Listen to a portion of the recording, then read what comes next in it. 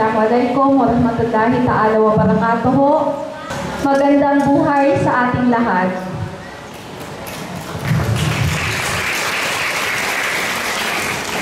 To our distinguished guests, di ko na po iisa-isahin ang mga names ninyo because all of us here are distinguished in our own capacity.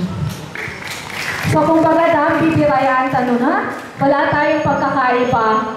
Yung iba sa atin, may position, yung iba wala, but that does not mean na hindi tayo pare-pareho. We are all in equal footing.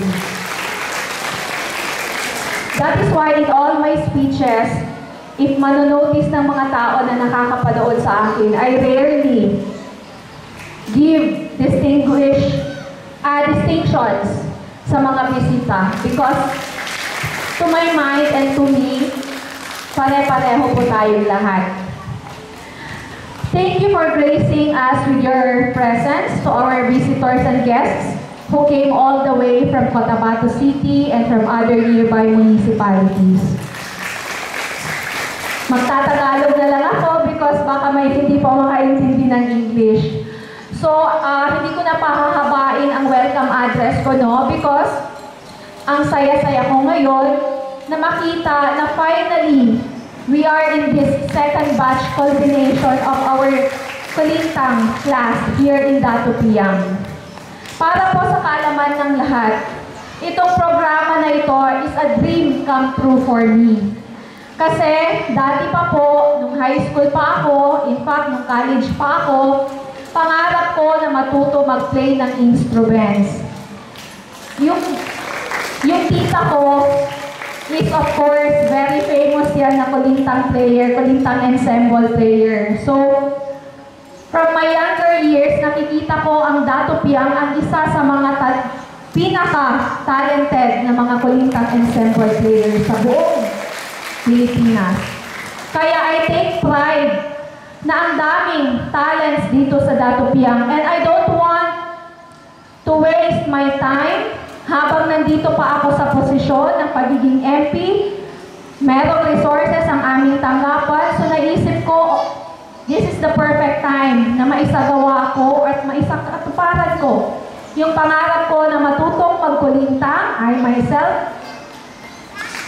And of course, gusto ko ma-impart sa mga kabataan because for all we know, alam naman po natin na bihira na lang ngayon sa younger generation ang marunong maglaro or mag-play ng Kulintang ensemble instruments.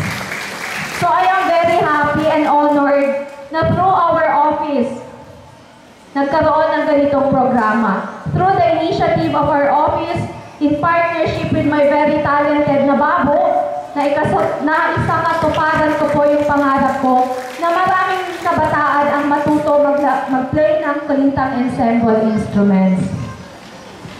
To our instructors, thank you so much kasi nagbigay kayo ng oras para turuan itong mga bata na ito na in the future, surely they will also share their talents to the next generation.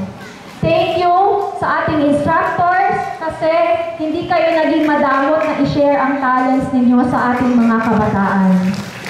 Thank you sa kapaguran because I can only imagine gaano kahirap magturo ng mga bata. Diba? To my aunt, abot langit ang pasasalamat ko because this project and program of our office will not be possible na ma-execute without her tireless efforts and dedication na makatulong, makapagserbisyo sa ating mga kabataan. Honestly, itong talent na na-share sa mga kabataan natin is, incapable of pecuniary estimation kasi hindi mabibili ang talent natututunan yan. And I hope na paglaki ninyo, pagtanda ninyo, you will also share your talents to your friends, to your relatives, and hindi kayo magiging madamot in sharing your talent. Inshallah, this program will continue for as long as I can. In the sense na kung kaya ko pang kustusan ang ganitong mga programa. Inshallah, this will continue. I am proud to say na this is the first time na I think nagkaroon ng ganitong programa dito sa barn. Only. Kumbaga, ang first pioneering is ang taga-Datopian. Because ang taga-Datopian ay magagaling.